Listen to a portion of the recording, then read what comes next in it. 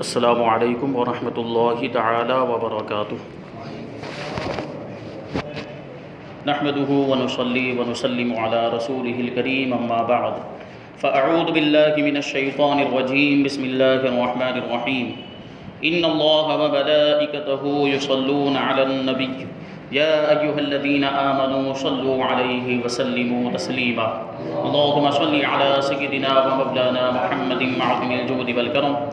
وآلہ الکرام وابنہ الکریم وبارک وسلم صلاۃ و سلام علیک یا رسول اللہ صلی اللہ تعالی علیہ وسلم۔ عزیزان ملت اسلامیہ، اس سے پہلے بیان ہوا کہ کس طریقے سے نبی پاک صلی اللہ علیہ وسلم مدینہ منورہ میں تشریف لائے، ازواج مطہرات کے مکانات اور مہاجرین کے گھر کیسے تعمیر ہوئے، اور اذان کی ابتدا کیسے ہوئی، خواب میں اذان کے کلمات مختلف صحابہ کرام کو اللہ تبارک و تعالیٰ کی طرف سے سکھائے گئے۔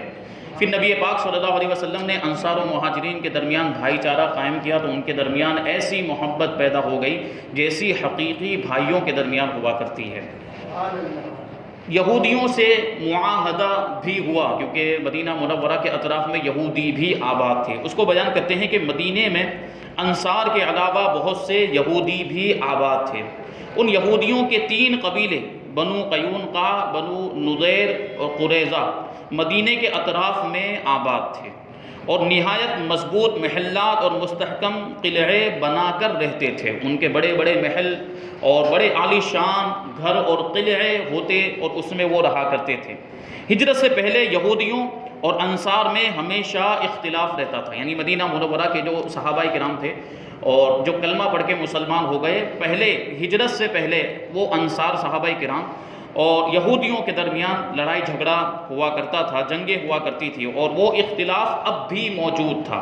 نبی پاک صلی اللہ علیہ وسلم کے مدینہ منورہ تشریف لانے کے بعد بھی وہ اختلاف اور وہ جھگڑا اب بھی جاری تھا، اور انصار کے دونوں قبیلے اوس اور خزرج بہت کمزور ہو چکے تھے، کیونکہ مشہور لڑائی جنگ بعاث میں ان دونوں قبیلوں کے بڑے بڑے سردار اور نامور اور مشہور بہادر آپس میں لڑ لڑ کر قتل ہو چکے تھے۔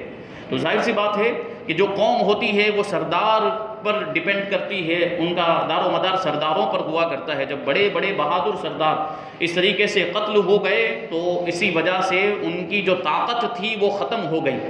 اور یہ دونوں قبیلے جو انصار کے قبیلے اوس و خزرج، یہ دونوں جو قبیلے تھے یہ کمزور ہو گئے تھے ان کے سرداروں کے مر جانے کی وجہ سے۔ اور یہودی ہمیشہ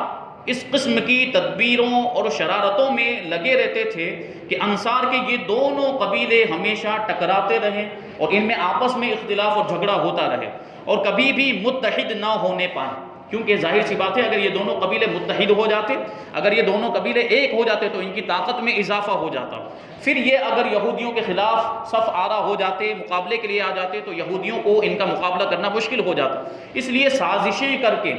اور شرارتیں کر کے مختلف تدبیروں سے، منصوبوں سے، پلاننگ کے ذریعے یہ ان دونوں قبیلوں کے درمیان لڑائی کرواتے رہتے اور اختلاف کرواتے رہتے۔ کبھی اس کو بھڑکا دیا، کبھی ادھر کی بات ادھر پہنچا دی، اور کبھی جھوٹ بھی بات پہنچا دی کہ وہ تو تمہاری یہ برائی کرتے ہیں۔ تو اس طریقے سے اختلاف مزید بڑھتا ہی جا رہا تھا، اور یہ سازشیں یہودی آج بھی کرتے ہیں۔ مسلمانوں کے درمیان آج بھی یہ معاملات یہودیوں کی طرف سے ہو رہے ہیں، وہ سازشیں کرتے ہیں مسلمانوں کو لڑانے کی، کیونکہ یہ یہودی جو ہیں یہ اسلام کے ازلی دشمن، روز اول سے یہ اسلام کے دشمن ہیں، اور آج بھی وہ اپنی دشمنی پر قائم ہے۔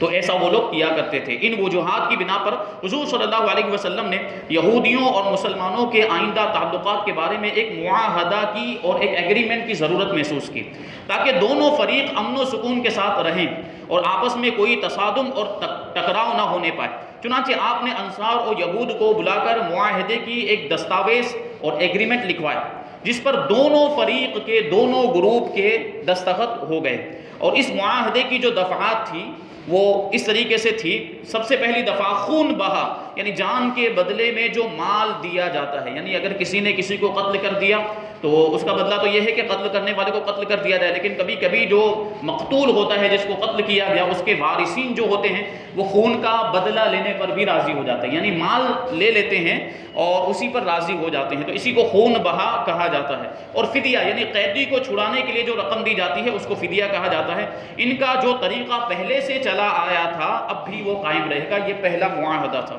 یہودیوں کو مذہبی آزادی حاصل رہے گی، ان کے مذہبی رسوم میں کوئی دخل اندازی نہیں کی جائے گی، یہ دوسری دفعہ۔ اور تیسری دفعہ یہودی اور مسلمان باہم دوستانہ برتاؤ رکھیں گے۔ چوتھی دفعہ یہ ہے کہ یہودی یا مسلمانوں کو کسی سے لڑائی پیش آئے گی تو ایک فریق دوسرے کی مدد کرے گا، یعنی اگر یہودیوں کی کسی کے ساتھ جنگ ہو گئی تو مسلمان ان کی مدد کریں گے، اور اگر مسلمانوں کی کسی کے ساتھ جنگ ہو گئی تو یہودی مسلمانوں کی مدد کریں گے، یہ ایگریمنٹ ہوا۔ اگر مدینے پر کوئی حملہ ہوگا تو دونوں فریق مل کر حملہ آور کا مقابلہ کریں گے،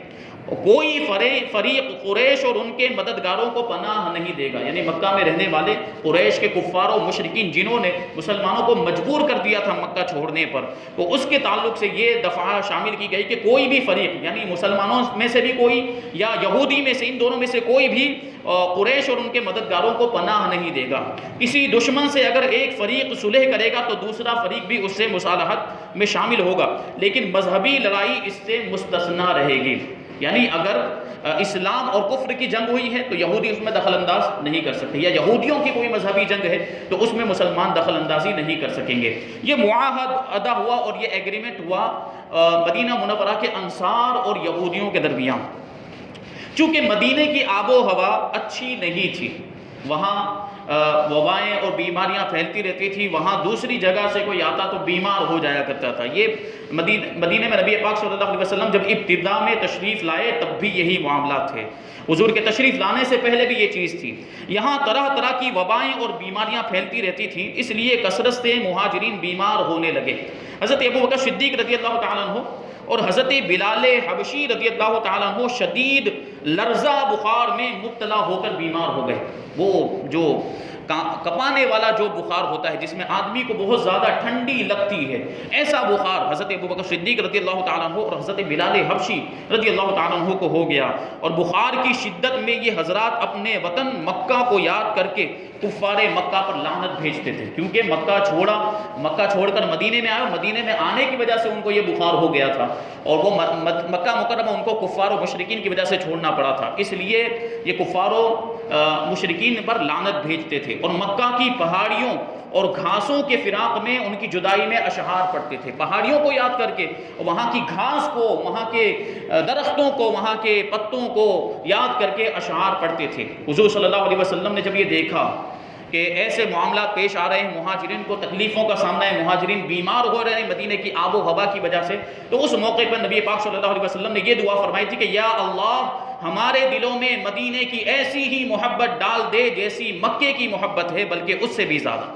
اور مدینے کی آب و ہوا کو صحت بخش بنا دے، اور مدینے کے صاع اور مد یعنی ناپ تول کے برتنوں میں خیر و برکت عطا فرما، اور مدینے کے بخار کو جحفہ کی طرف منتقل فرما دے۔ یہ نبی پاک صلی اللہ علیہ وسلم نے ارشاد فرمایا، یہ دعا کی، اور یہ دعا ایسی مقبول ہوئی کہ اللہ تبارک و تعالیٰ نے مدینے کی آب و ہوا کو صحت بخش بنا دیا۔ بیماریاں اور وباؤں کی بات تو دور ہے، اگر کوئی بیمار بھی دوسری جگہ سے اب مدینہ منورہ پہنچے تو شفا یاب ہو جائے، وہاں کی خاک اگر کوئی اپنے چہرے پر مل لے تو بیماریاں دور ہو جائیں۔ یہ شان مدینہ منورہ کو اللہ تبارک و تعالیٰ نے نبی پاک صلی اللہ علیہ وسلم کی دعا اور آپ کے قدموں کی برکت سے عطا فرمائی۔ ہجری سن 1 کے واقعات میں حضرت سلمان فارسی رضی اللہ تعالیٰ عنہ کے اسلام کا واقعہ بہت ہی اہم ہے۔ یہ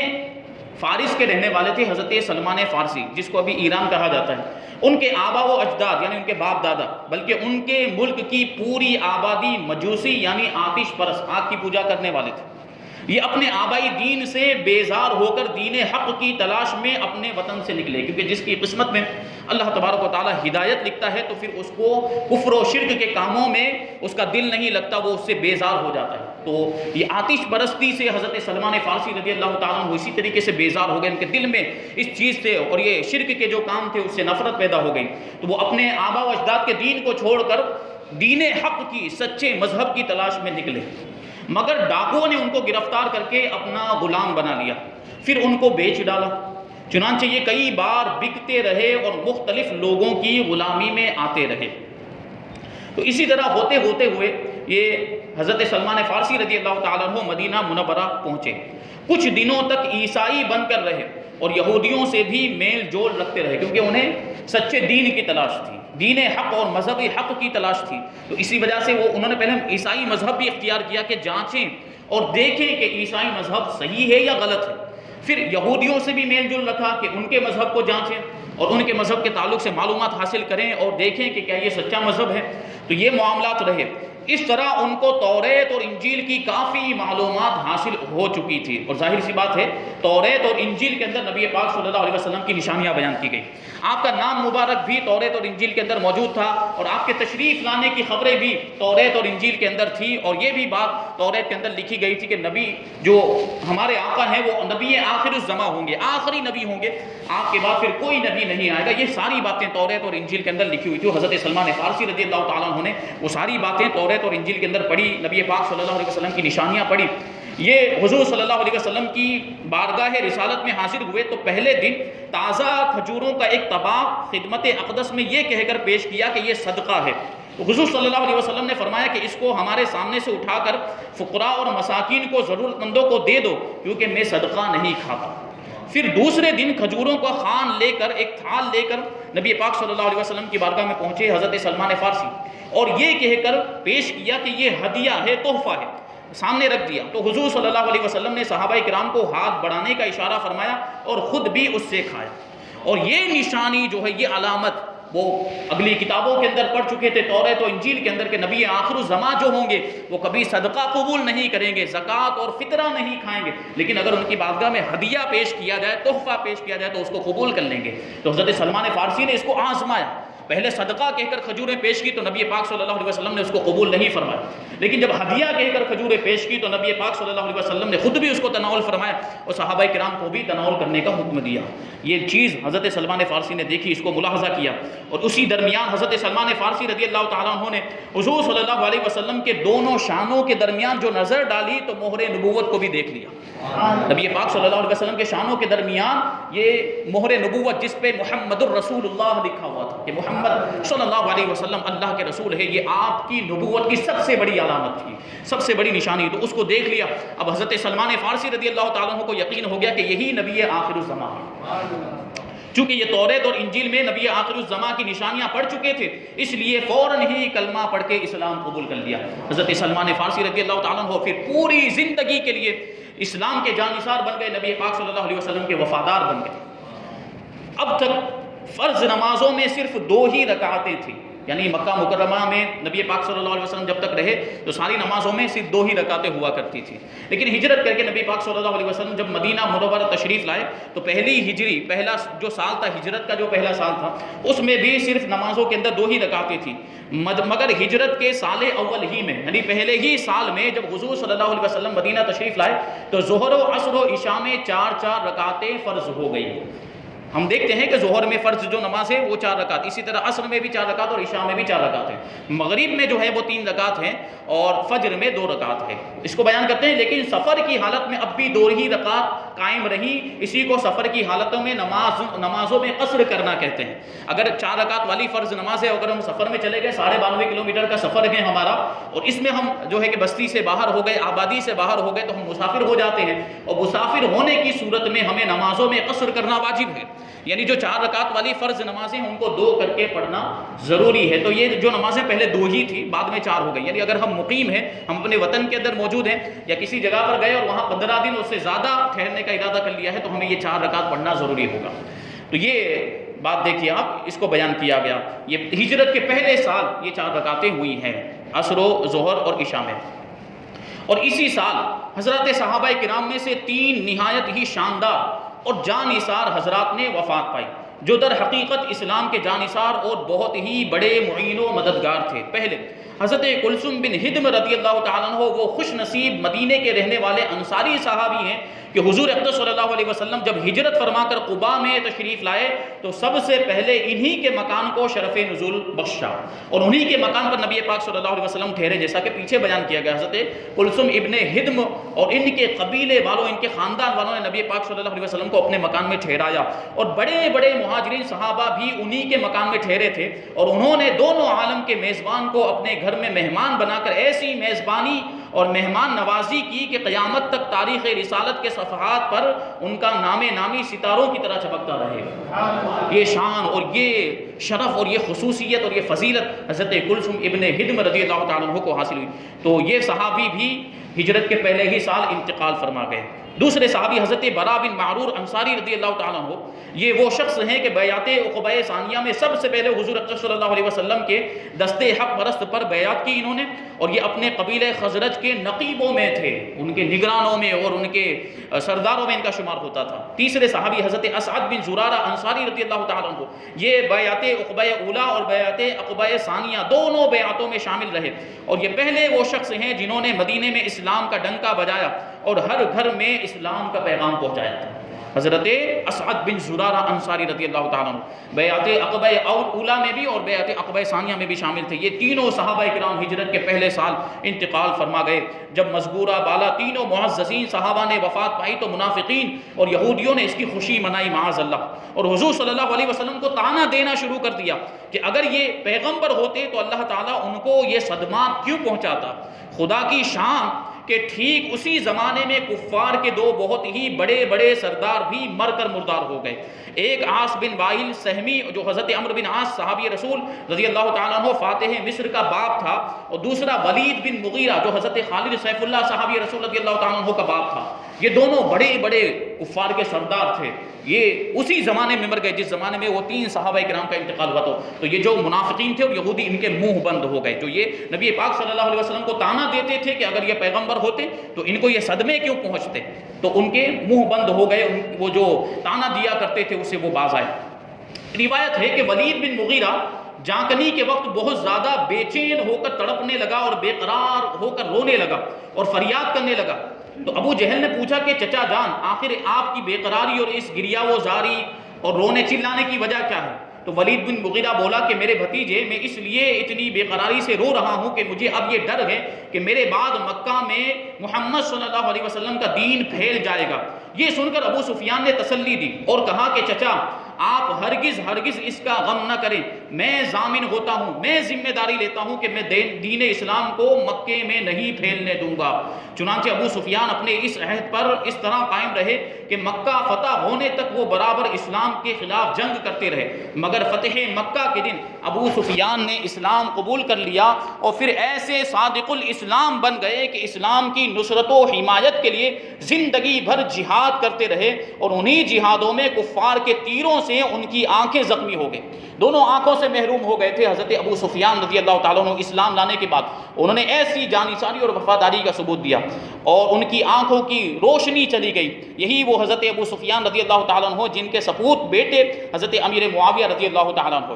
اسی سال ہجری 1 میں حضرت عبداللہ ابن زبیر رضی اللہ تعالیٰ عنہ کی ولادت ہوئی، ہجرت کے پہلے سال۔ ہجرت کے بعد مہاجرین کے یہاں سب سے پہلا بچہ جو پیدا ہوا وہ یہی حضرت عبداللہ ابن زبیر رضی اللہ تعالیٰ عنہ۔ ان کی والدہ حضرت اسما جو حضرت ابوبکر صدیق رضی اللہ تعالیٰ عنہ کی صاحبزادی ہیں، پیدا ہوتے ہی ان کو لے کر بارگاہ رسالت میں حاضر ہوئیں۔ حضور سید عالم صلی اللہ علیہ وسلم نے ان کو اپنی گود میں بٹھا کر اور کھجور کو چبا کر ان کے منہ میں ڈال دیا۔ اس طرح سب سے پہلی غذا جو ان کے شکم میں پہنچی وہ حضور صلی اللہ علیہ وسلم کا لعاب دہن تھا۔ یہ کتنے خوش نصیب صحابہ کرام ہیں کہ ان کو نبی پاک صلی اللہ علیہ وسلم کا لعاب دہن نصیب ہوا ہے، اور میرا یقین ہے، ہمارا ایمان ہے کہ جس کے پیٹ میں، جس کے شکم میں نبی پاک صلی اللہ علیہ وسلم کا لعاب دہن گیا ہو اسے جہنم کی آگ کبھی نہیں جلا سکتی۔ یہ حضرت عبداللہ ابن زبیر رضی اللہ تعالیٰ عنہ جو ہجرت کے بعد سب سے پہلے پیدا ہوئے۔ حضرت عبداللہ ابن زبیر رضی اللہ تعالیٰ عنہ کی پیدائش سے مسلمانوں کو بے حد خوشی ہوئی، اس لیے کہ مدینے کے یہودی کہا کرتے تھے، انہوں نے مشہور کر دیا تھا کہ ہم لوگوں نے مہاجرین پر ایسا جادو کر دیا ہے کہ ان لوگوں کے یہاں کوئی بچہ پیدا ہی نہیں ہوگا۔ یہ یہودی کہا کرتے تھے، لوگوں میں انہوں نے مشہور کر دیا تھا کہ معاذ اللہ مسلمانوں کے یہاں اور مہاجرین کے یہاں کوئی بچہ پیدا نہیں ہوگا، لیکن اسی سال مسلمانوں کے یہاں حضرت عبداللہ ابن زبیر رضی اللہ تعالیٰ عنہ کی ولادت ہوئی۔ تو اسی وجہ سے حضرت عبداللہ ابن زبیر کی ولادت پر مسلمانوں نے بہت زیادہ خوشی منائی اور خوشی کا اظہار کیا، کیونکہ اس سے یہودی جھوٹے ثابت ہو گئے تھے۔ جو وہ کہا کرتے تھے کہ ہم نے جادو کیا ہے، تو اس سے ان کی بات جھوٹ ثابت ہو گئی تھی۔ اللہ تبارک و تعالی ہم سب کو جو کچھ بھی بیان ہوا اس پر عمل کرنے کی توفیق عطا فرمائے۔ صحابہ کرام جیسا جذبہ محبت ہمارے دلوں میں بھی اللہ تبارک و تعالی عطا فرمائے۔ وما علینا الا البلاغ۔ الفاتحہ۔